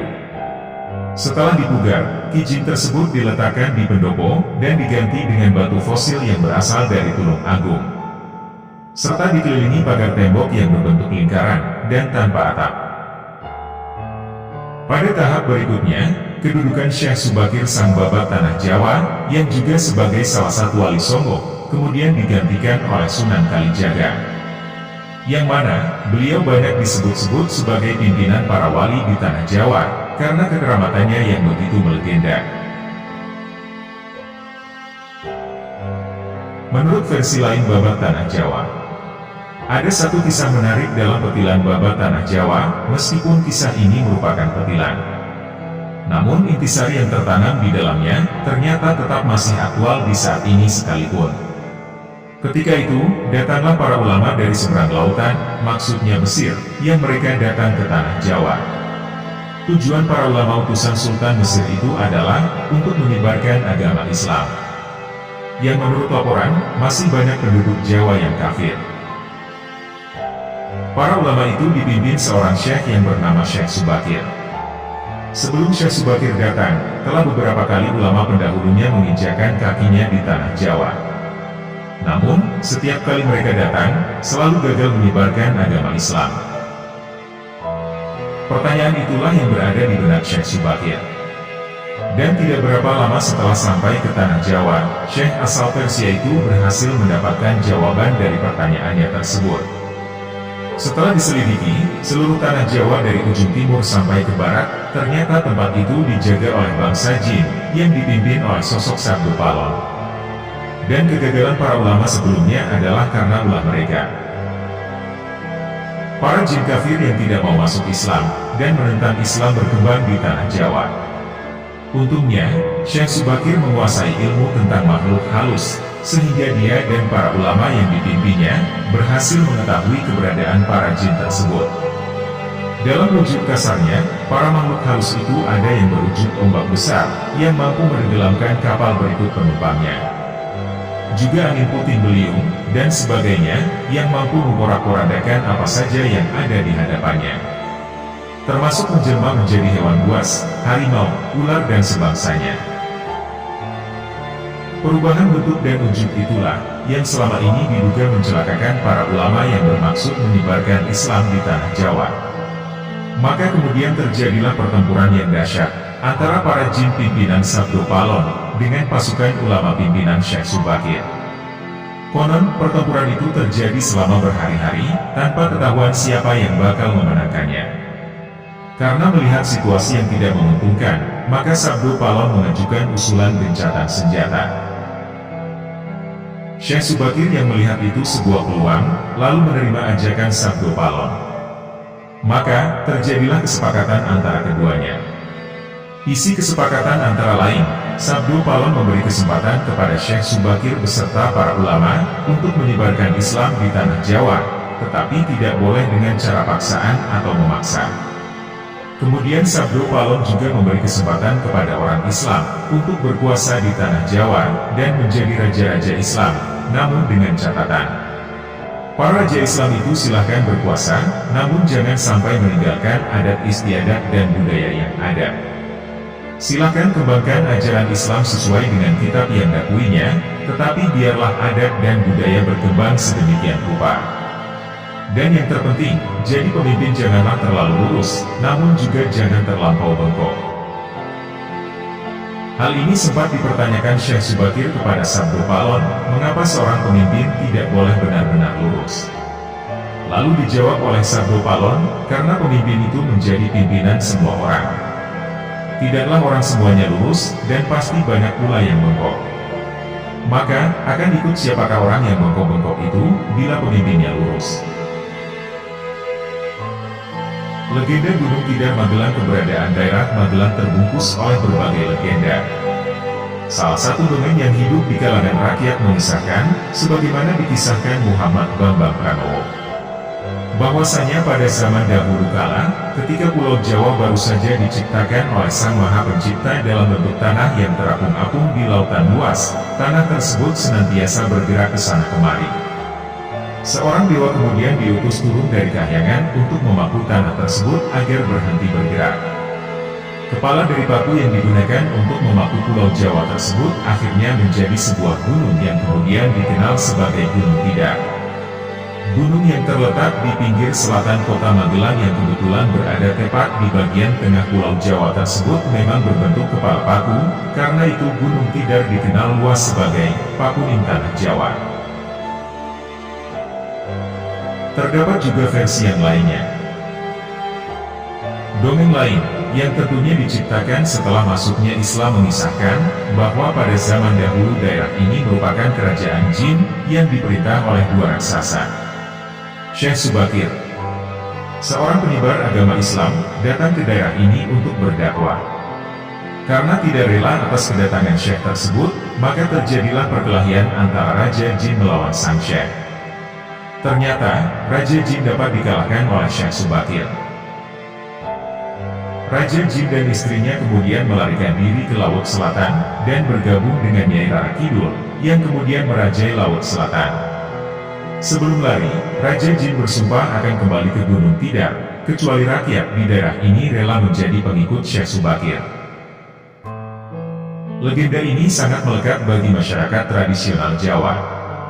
Tidak sekedar di Magelang, tapi juga ke daerah-daerah lain di Jawa. Bahkan sampai di Lampung, dan mancanegara, yakni di Suriname. Hal ini karena telah disebutkan dalam Jangka Joyoboyo, dan mengalir secara tutur tinular, serta menjadi kepercayaan masyarakat. Apalagi pemerintah kota Magelang, telah menjadikan Tidar sebagai simbol atau maskot daerah, dengan menempatkan Gunung Tidar, yang dilambangkan dengan gambar paku di dalam logo pemerintahan. Di samping itu, nama-nama tempat begitu banyak menggunakan nama Tidar. Seperti nama rumah sakit umum daerah, nama perguruan tinggi, nama terminal, dan nama tempat-tempat lainnya. Yang mana, semuanya itu semakin menguatkan Gunung Tidar menjadi legenda abadi. Di Indonesia, banyak sekali ulama yang populer mendakwahkan agama Islam selain Wali Songo. Salah satu ulama yang populer, khususnya di masyarakat Muslim Jawa Tengah, adalah sosok dari Syekh Subakir. Beliau merupakan ulama besar di Nusantara, sebelum hadirnya para Wali Songo. Perkembangan agama Islam yang pesat di Pulau Jawa, tak lepas dari jasa besar dari para Wali Songo, yang telah menjadi penyebarnya. Meski masing-masing dari para figur para wali tersebut dikenal luas oleh generasi di era modern, ada sebuah nama yang mungkin jarang terdengar, namun memiliki jasa besar bagi proses penyebaran agama Islam di Pulau Jawa. Sosok tersebut adalah Syekh Subakir. Beliau adalah ulama asal Persia, yang merupakan generasi Wali Songo pertama, dalam upaya penyebaran Islam di Tanah Jawa. Beliau diutus oleh Khalifah dari Kesultanan Turki Utsmaniyah, yakni Sultan Muhammad I. Syekh Subakir juga dikenal lantaran keberhasilannya dalam menaklukkan bangsa jin di Pulau Jawa. Konon, kewalian Syekh Subakir diyakini masyarakat luas, lantaran beliau memiliki kekuatan luar biasa dalam mengusir lelembut yang ada di Tanah Jawa. Sebagai ulama besar, Syekh Subakir secara khusus diutus oleh Sultan Muhammad I dari Kekhalifahan Utsmani di Istanbul, Turki. Beliau tak sendiri, beliau bersama 8 orang lainnya, yang merupakan rombongan Wali Songo periode pertama, yang akan diberangkatkan ke Pulau Jawa. Masing-masing dari utusan tersebut, memiliki keahlian-keahlian tertentu. Khusus untuk Syekh Subakir, dirinya mempunyai keahlian di bidang ilmu spiritual, dan spesialis dalam menetralisir daerah angker yang dihuni oleh jin jahat. Saat tiba di tanah Jawa, Syekh Subakir mendapati bahwa masyarakat pulau tersebut rupa-rupanya masih memegang teguh kepercayaan lama yang bercampur dengan hal-hal mistis. Syekh Subakir juga mengetahui bahwa keberadaan para jin kafir di sanalah yang menjadi penyebab agama Islam sulit berkembang karena kerap dihalang-halangi. Untuk mengatasi masalah spiritual ini, beliau membawa batu bertuah dari tanah Arab yang telah dirajah. Kemudian, batu yang dikenal dengan nama Aji Kolo Cakro inilah yang digunakan Syekh Subakir untuk menetralisir kekuatan negatif dari bangsa jin di sana agar mereka menghilang. Usaha itu pun berhasil, karena dengan seizin Allah, batu tersebut dapat memancarkan hawa yang sangat panas selama 3 hari 3 malam. Akibatnya, banyak dari para bangsa jin yang tak kuat hingga memutuskan untuk menyingkir ke lautan. Menurut sumber dan cerita yang berkembang, Syekh Subakir membawa batu hitam yang dipasang di seantero Nusantara sebagai benda yang diyakini memiliki kekuatan magis positif. Di tanah Jawa, batu tersebut konon ditancapkan di tengah-tengah pulau Jawa, yakni di Gunung Tidar Magelang, Jawa Tengah. Batu hitam yang memiliki energi positif untuk menghalau kekuatan gaib di tanah Jawa tersebut, membuat para jin, lelembut, dan makhluk gaib lainnya bergejolak tatkala melawan kekuatan dari Syekh Subakir. Dalam pertempuran kekuatan gaib tersebut, akhirnya dimenangkan oleh Syekh Subakir. Oleh karena itu, Gunung Tidar dinobatkan sebagai pusatnya Pulau Jawa dan menjadi gunung sakral. Nama Gunung Tidar juga mempunyai arti tersendiri. Kata Tidar memiliki kepanjangan dalam bahasa Jawa, nek ora mati, ya moda. Artinya, kalau tidak mati, ya binasa. Salah satu kisahnya yang masyhur adalah saat Syekh Subakir beradu kesaktian dengan Ki Semar Badranaya, sang danyen tanah Jawa, alias Sabda Palon. Pertempuran dahsyat tersebut berlangsung selama 40 hari 40 malam. Karena keduanya merupakan tokoh sakti, Sabda Palon sampai menawarkan perundingan kepada ulama asal Persia itu. Oleh Sabda Palon, Syekh Subakir diperbolehkan menyebarkan agama Islam, namun dengan beberapa syarat, yakni membiarkan adat dan budaya tetap berkembang sebagaimana mestinya. Sabda Palon bahkan mengizinkan para raja yang nantinya beragama Islam untuk berkuasa di tanah Jawa. Sebagai salah satu dari wali 9 yang menyebarkan Islam di tanah Jawa, sosok Syekh Subakir memang tak banyak dikenal oleh masyarakat modern saat ini. Meski demikian, jasa-jasa dan kisahnya di masa lalu tetap akan dikenang dan tak akan lekang oleh zaman. Hal ini ditandai dengan adanya petilasan Syekh Subakir di Gunung Tidar Magelang yang masih tetap ada hingga saat ini. Menurut literasi Jawa, Semar diciptakan oleh sang dewa dari sebutir telur. Dari kulitnya terciptalah Antogo. Dari dagingnya yang putih terciptalah dirinya. Dan dari kuning itu telur terciptalah adiknya, yakni Manitmoyo. Dikisahkan, setelah beranjak dewasa, terbitlah ambisi di antara ketiganya. Dan mereka berebut ingin menjadi tua. Maklum, seperti lazimnya di kehidupan manusia, anak yang tertualah yang akan menjadi sang pengganti ayahanda. Maka, sayembara pun dimulai. Mereka semua diminta untuk menelan sebuah gunung, kemudian memuntahkannya kembali. Pada saat itu Antogo tak berhasil, dan mulutnya sobek. Gunung itu tak dapat ditelannya. Ismoyo, putra kedua dari Sang Hyang Tunggal ini berhasil menelannya. Tapi celaka, gunung itu tak dapat dimuntahkannya. Maka, berubahlah perutnya menjadi buncit, seolah-olah mengandung gunung itu. Mereka berdua, Antogo dan Ismoyo gigi mangsa, atau terburu-buru, yang menyebabkan murkanya sang ayahanda. Sudah jelek, terkutuk pula mereka. Maka keduanya pun dibuang ke dunia. Antogo bertugas memomong para ksatria jahat. Dan Ismoyo memomong para ksatria utama berwatak mulia, terakhir Bitaradia, atau keturunan manusia utama. Maka, tinggallah Manitmoyo, yang ketiban bejo, atau bernasib beruntung. Ambisinya tak terlampiaskan, karena gunung itu telah terbenam dalam perut Ismoyo. Maka, atas nama Bujo atau peruntungan, sehingga jadilah ia sang penguasa Triloka, yang jika dirunut akan menurunkan para ksatria utama. Lantas, siapakah di antara ketiganya yang sesungguhnya paling tua? Banyak sumber mengatakan bahwa sesungguhnya yang paling tua adalah Manitmoyo. Karena ia tak kebagian pamer, tapi sebenarnya tak sesederhana itu. Jawa Bone Semu. Jawa itu tempatnya kiasan, yang tak mudah ditelan mentahkan. Konon, ada semacam perjanjian antara Sabdo Palon sebagai pamomong, atau danyan gaib di tanah Jawa, dengan Syekh Subakir, sebagai seorang penyebar agama Islam generasi awal di Pulau Jawa ini. Tersebutlah kisah pertemuan mereka berdua dalam tulisan lontar kuno. Lontar tersebut diperkirakan ditulis oleh Kanjeng Sunan Derajat, atau setidak-tidaknya ditulis oleh murid beliau, atau pengikut beliau.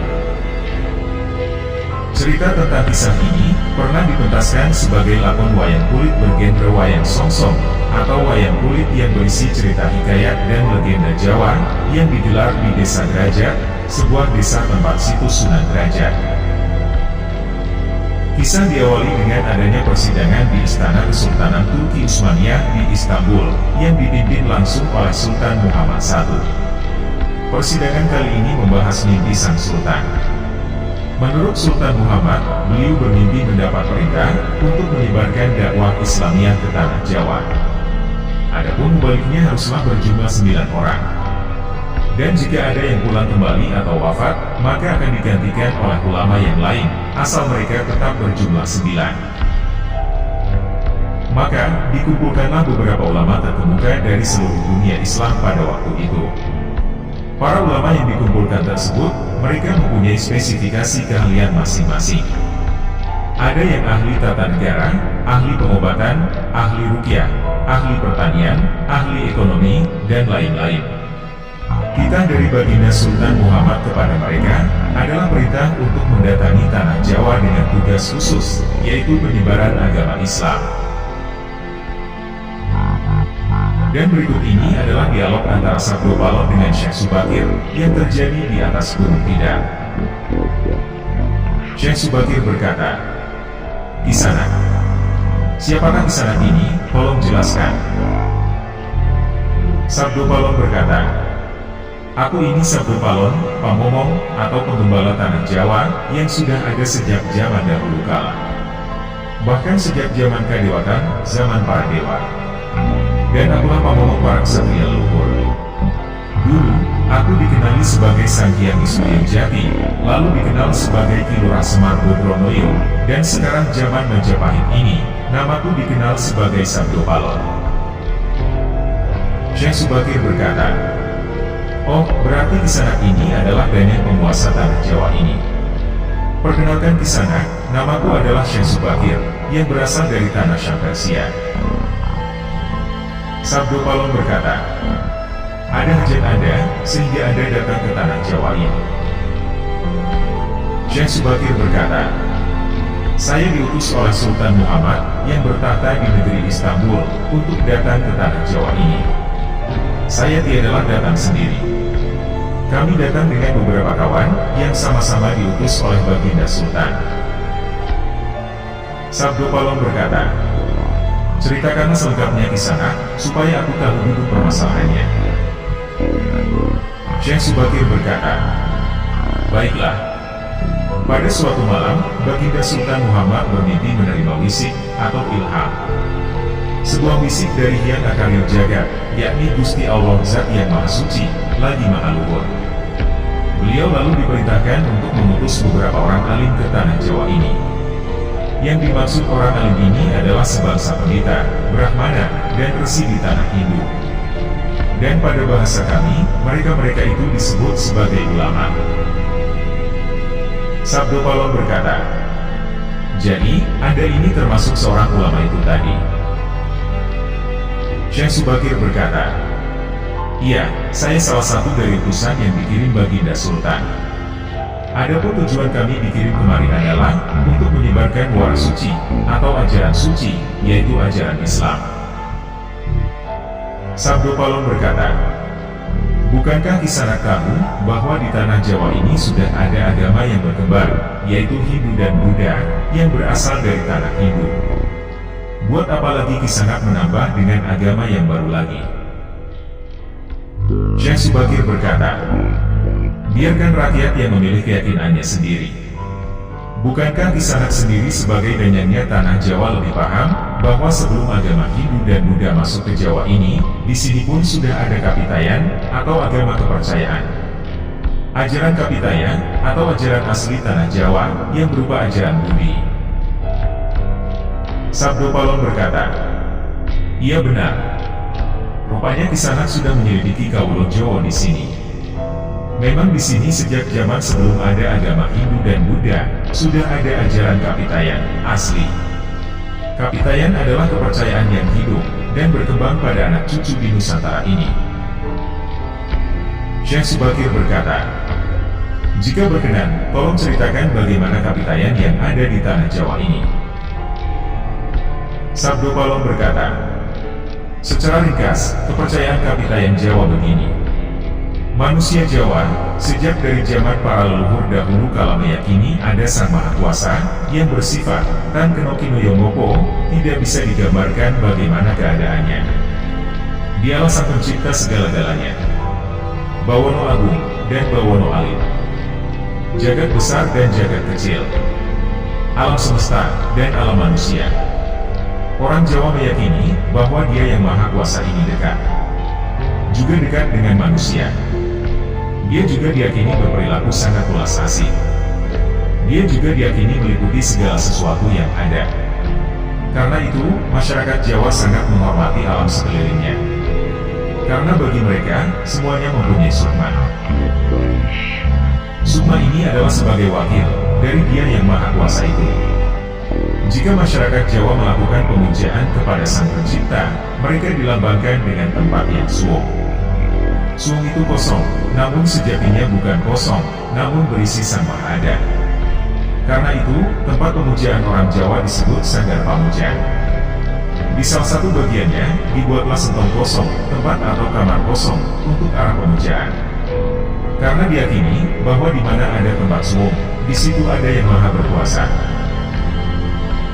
Syekh Subakir berkata, nah, itulah juga yang menjadi ajaran agama yang kami bawa. Untuk memberi agiman atau pegangan pakaian yang menegaskan itu semua. Bahwa sejatinya di balik itu semua, yang maujud ini ada Sang Wujud Tunggal, yang menjadi pencipta, pengatur, dan pengayom alam semesta. Wujud Tunggal ini dalam bahasa Arab disebut Al-Ahad. Dialah yang maha dekat kepada manusia, bahkan lebih dekat Dia daripada urat leher manusianya sendiri. Ajaran agama kami menekankan budi pekerti yang agung, yaitu menebarkan welas asih kepada alam kemudian, kepada sesama kita atau makhluk. Lihatlah sangganya. Betapa sudah rusaknya tatanan masyarakat Majapahit sekarang. Bekas-bekas perang saudara masih membara. Rakyat kelaparan. Perampokan dan penindasan ada di mana-mana. Dan ini harus diperbaharui budi pekertinya. Sabdo Palon berkata, aku juga sedih sebenarnya memikirkan rakyatku. Tatanan sudah bubrah.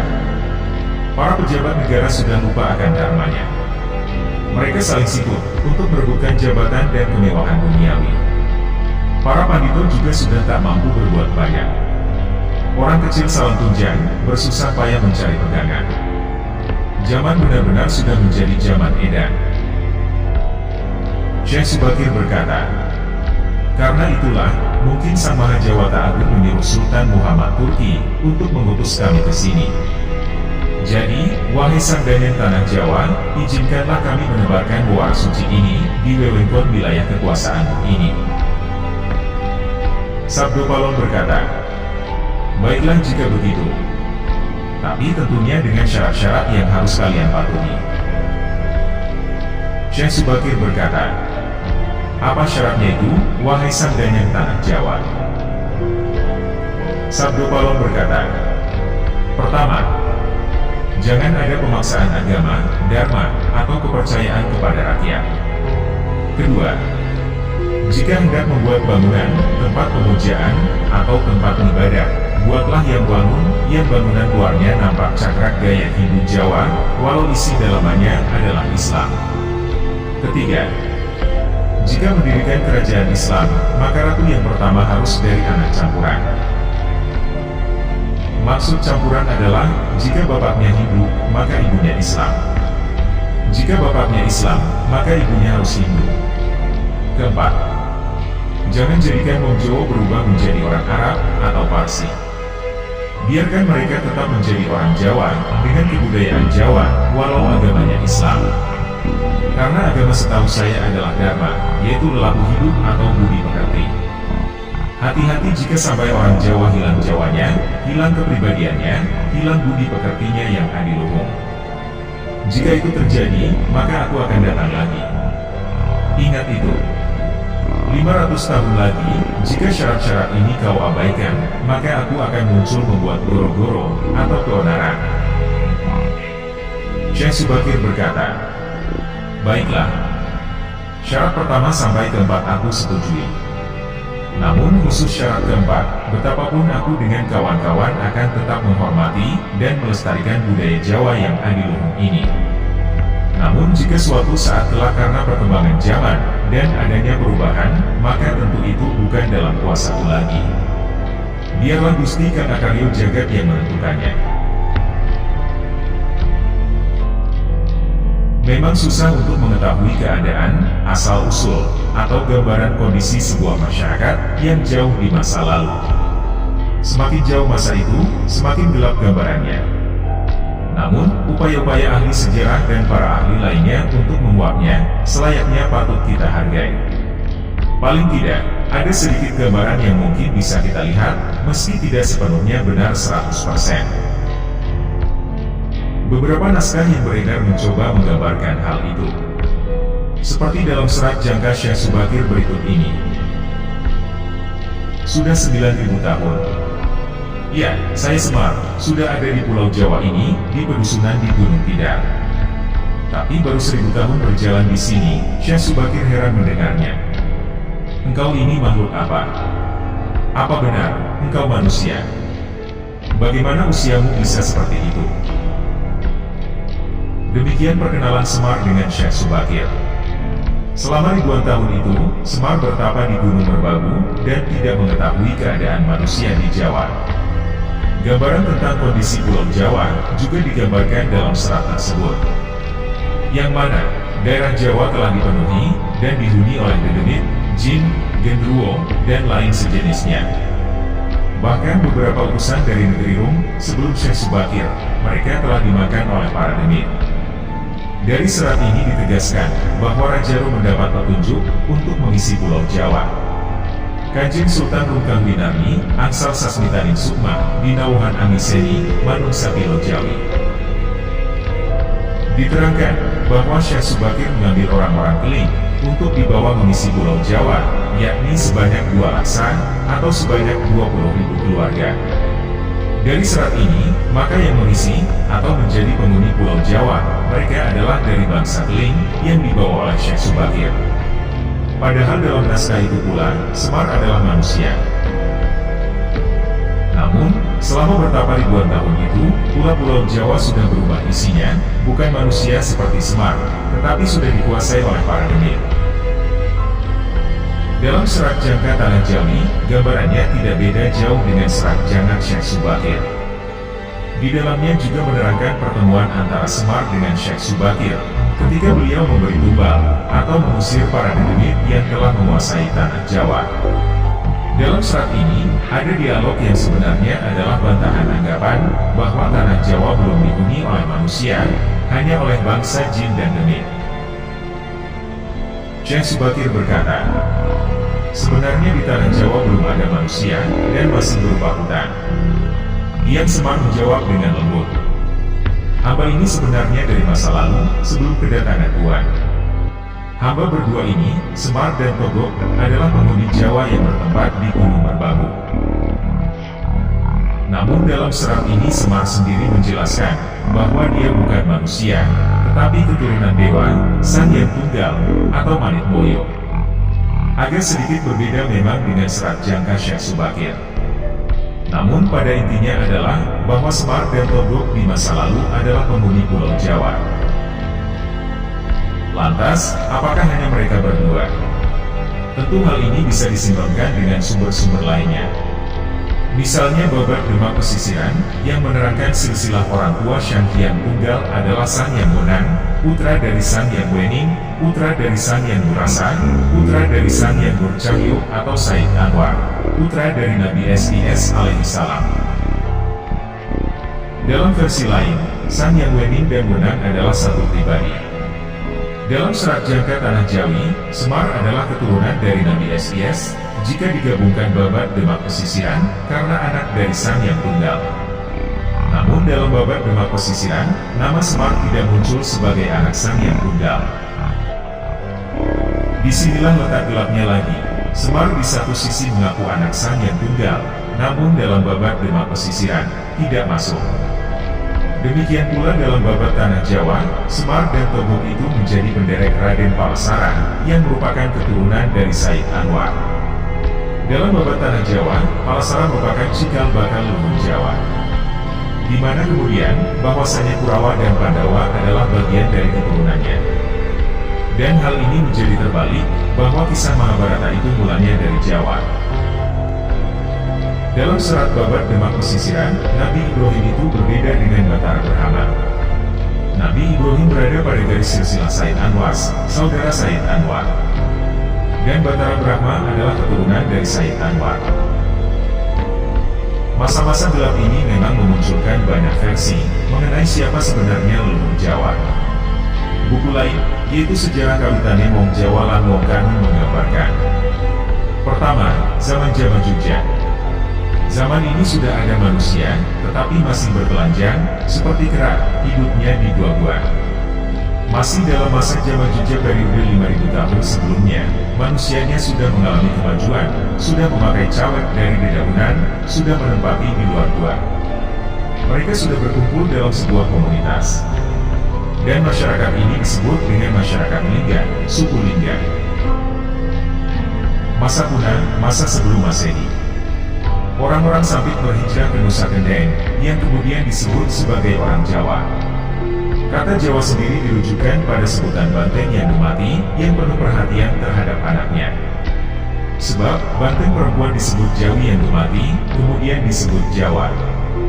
Orang-orang Sampit yang mengungsi ke Jawa ini, kemudian membuat pertanda awal sebagai orang Jawa, yaitu 230 tahun sebelum Masehi.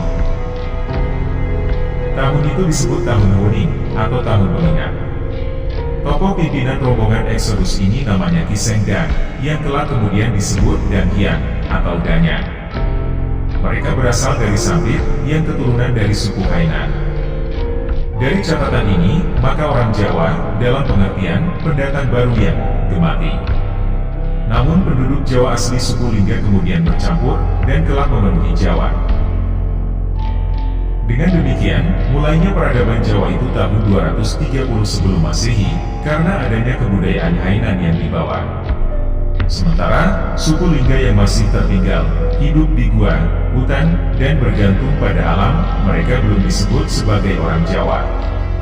Ini tentu berbeda dengan versi Serat Jangka Syekh Subakir, dan Serat Jangka Tanah Jawi. Jika kita lihat kedatangan Syekh Subakir di Tanah Jawa dari sumber lain, sekitar tahun 1404 Masehi. Jika berasumsi bahwa sebelum tahun itu Tanah Jawa tak ada manusianya, maka akan muncul banyak persoalan. Lantas, bagaimana dengan kerajaan Singosari, Kediri, dan lainnya yang sebelumnya ada? Tentu membaca Serat Jangka Syekh Subakir dan Serat Jangka Tanah Jawi ini tidak bisa seletarlet ini.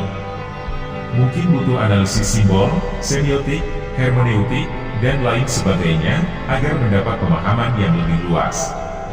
Sebab, Serat Jangka itu pesan besarnya adalah mengenai prediksi masa depan Jawa dalam periodisasi tertentu, bukan membahas asal-usul bangsa Jawa.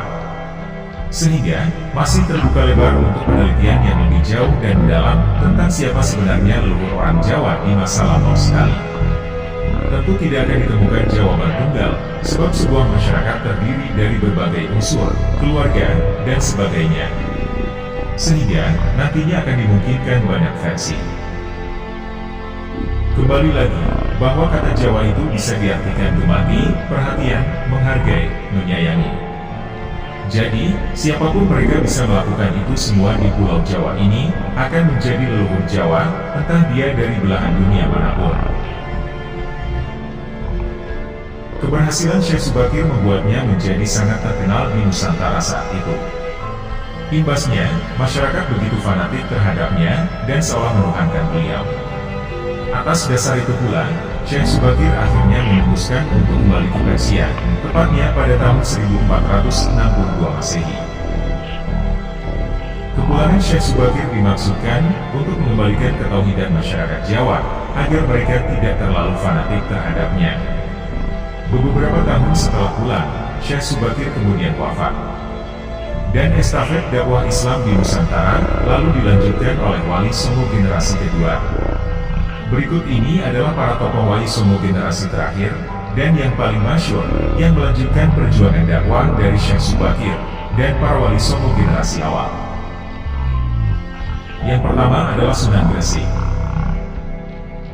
Maulana Malik Ibrahim atau akrab disebut Sunan Gresik.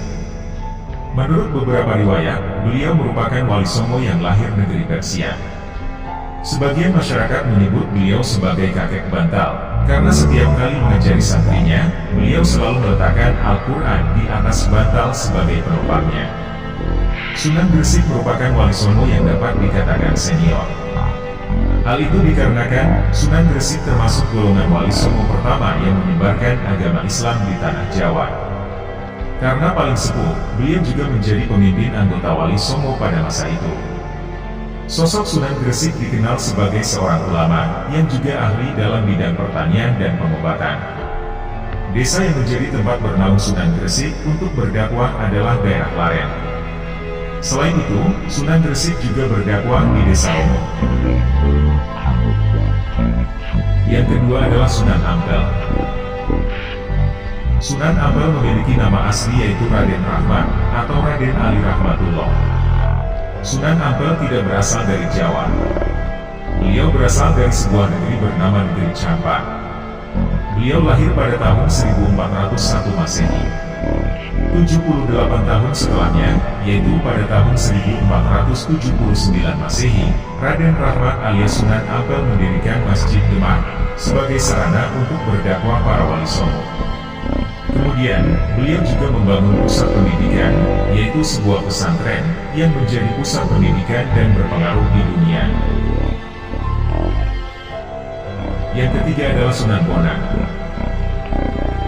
Sunan Bonang atau Raden Mahdum Ibrahim. Beliau adalah salah satu putra dari Sunan Ampel. Beliau menempuh pendidikan agama Islam di Malaka, tepat setelah ayahnya wafat.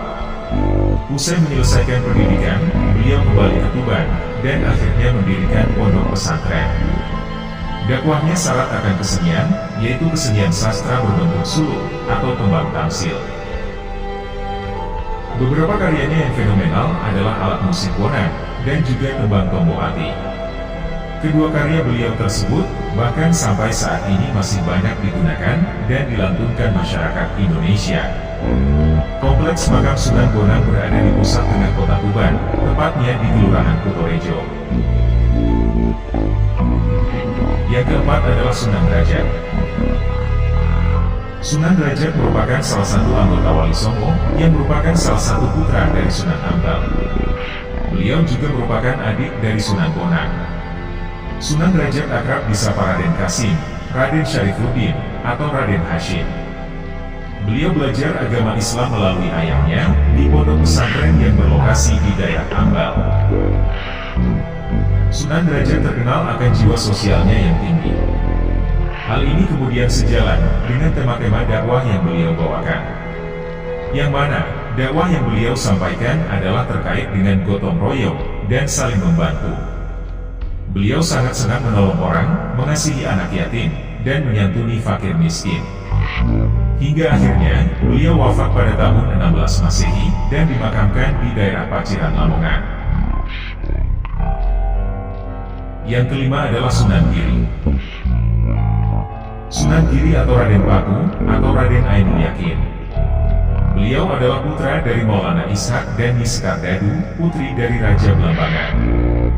Dikisahkan dalam sejarah, ketika dilahirkan, Sunan Giri yang saat itu masih bayi dihanyutkan di Selat Bali. Hal itu tak lain atas perintah dari kakeknya, yakni Raja Belambangan. Kemudian Sunan Giri yang masih bayi tersebut ditemukan oleh wanita dari Tuban, yang bernama Nyi Ageng Pinate, yang saat itu memiliki kapal saudagar. Ketika usianya memasuki remaja, beliau belajar agama Islam di pondok pesantren milik Sunan Ampel. Ikhtiarnya dalam menuntut ilmu, terlihat dari prosesnya menuju pondok pesantren, yaitu dengan berjalan kaki dari Tuban. Beliau diberi nama Raden Paku, karena Paku merupakan sebuah benda yang kuat. Sehingga harapannya, bahwa Sunan Giri dapat menjadi tonggak agama Islam yang kuat di tanah Jawa. Dalam perjalanan dakwahnya, Sunan Giri kemudian menjadi tokoh yang sangat berpengaruh di Kesultanan Demak. Bahkan beliau sempat menjadi raja selama masa transisi, sebelum akhirnya diserahkan kepada Raden Patah. Usai menunaikan pendidikannya, Sunan Giri mendirikan pesantren di daerah Giri, tempat di mana beliau dibesarkan. Kemudian, beliau wafat pada abad 16 Masehi, dan dimakamkan di daerah Giri, tepatnya di kota Gresik, Jawa Timur. Yang keenam adalah Sunan Kudus. Sunan Kudus memiliki nama asli yaitu Jafar Sodik. Beliau merupakan anak dari Usman Haji, yang merupakan seorang pendakwah di daerah Jipang. Sunan Kudus memiliki keilmuan dalam agama Islam yang berupa ilmu fikih, usul fikih, tauhid, hadis, dan logika. Dan beliau juga menciptakan gending Mas Kumambang dan Micil, yang beliau buat untuk kepentingan dakwah. Menurut sejarah, Sunan Kudus merupakan seorang ulama yang ahli dalam bidang militer. Sedangkan ajaran beliau yang masih membekas pada saat ini adalah tentang toleransinya terhadap agama lain. Di Kudus, Jawa Tengah, masyarakat Muslim memiliki tradisi berkurban dengan kerbau pada saat Idul Adha. Tradisi ini telah berlangsung sejak zaman Sunan Kudus, sebagai bentuk toleransi terhadap agama lain. Kerbau dipilih karena kerbau lebih mudah didapat daripada unta. Selain itu, tradisi ini juga merupakan bentuk penghormatan kepada masyarakat Hindu yang mereka tidak menyembelih sapi. Sunan Kudus wafat pada tahun 1550 Masehi dan kemudian dimakamkan di pemakaman Masjid Menara Kudus. Yang ketujuh adalah Sunan Kalijaga. Beliau bernama asli Raden Said, yang diperkirakan lahir pada tahun 1450 Masehi. Beliau adalah putra dari Adipati Tuban, yaitu Tumenggung Wilopito, atau yang lebih dikenal dengan Raden Sahur. Sunan Kalijaga adalah sunan yang paling merakyat, tatkala menyebarkan agama Islam pada masyarakat Jawa. Sunan Bonang adalah guru dari Sunan Kalijaga dalam mempelajari ilmu agama. Pendekatan yang digunakan Sunan Kalijaga dalam menyiarkan agama Islam adalah dengan melalui kesenian dan kebudayaan. Beberapa kesenian yang menjadi warisan Sunan Kalijaga adalah wayang, seni ukir, seni tulis, dan gamelan. Bahkan tembang ciptaan beliau masih sering dilantunkan oleh masyarakat Indonesia, diantaranya adalah tembang lir-ilir dan gundul-gundul pacul. Kedua tembang tersebut merupakan warisan Sunan Kalijaga yang syarat akan nasihat. Dengan metode tersebut, beliau bisa menarik hati masyarakat yang pada masa itu sangat menyukai cara dakwah beliau. Yang kedelapan adalah Sunan Muria. Lereng Gunung Muria adalah tempat kelahiran dari Wali Songo yang satu ini. Kata Muria pun diambil dari kata Gunung Muria, yang terletak 18 km dari utara kota Kudus. Metode dakwah yang digunakan oleh Sunan Muria adalah dakwah penyebaran agama Islam dengan cara yang halus. Beliau amatlah senang jika berdakwah di tempat terpencil dan jauh dari ekosistem kota. Dan tempat seperti itulah yang menjadi wilayah beliau berdakwah, yaitu di sekitar Gunung Muria. Karena daerah tersebut merupakan pegunungan, maka Sunan Muria berinteraksi dengan masyarakat dengan mengajarkan cara bercocok tanam, berdagang, serta juga melaut. Dan yang kesembilan adalah Sunan Gunung Jati. Sunan Gunung Jati. Beliau bernama asli Syarif Hidayatullah. Sunan Gunung Jati menjadikan kota Cirebon sebagai pusat dakwah beliau. Sunan Gunung Jati adalah cucu dari Raja Pajajaran, yakni Prabu Siliwangi. Menurut sebuah pendapat, Sunan Gunung Jati sangat dihormati oleh Kerajaan Demak dan Pajang. Beliau memiliki jasa yang amat besar dalam penyebaran Islam di Jawa Barat, khususnya di wilayah Cirebon. Dalam perjalanan dakwahnya, Sunan Gunung Jati kemudian mendirikan Kesultanan Cirebon dan Banten, serta beliau juga mendirikan pesantren Gunung Jati.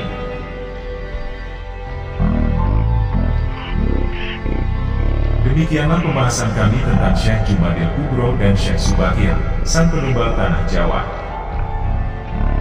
Semoga Allah Subhanahu wa Ta'ala mengumpulkan kita dengan para kekasihnya di dunia maupun akhirat. Semoga kita dapat meneladani kepribadian akhlak para kekasih Allah, serta mengambil hikmah dari kisah-kisahnya. Dan semoga dengan apa yang telah kami sampaikan, dapat menambah ketakwaan kita kepada Allah Subhanahu wa Ta'ala. Wallahu a'lam bishawab. Terima kasih telah menonton. Jangan lupa klik tombol subscribe, like, komen, dan share sebagai bentuk dukungan terhadap channel kami. Wassalamualaikum warahmatullahi wabarakatuh.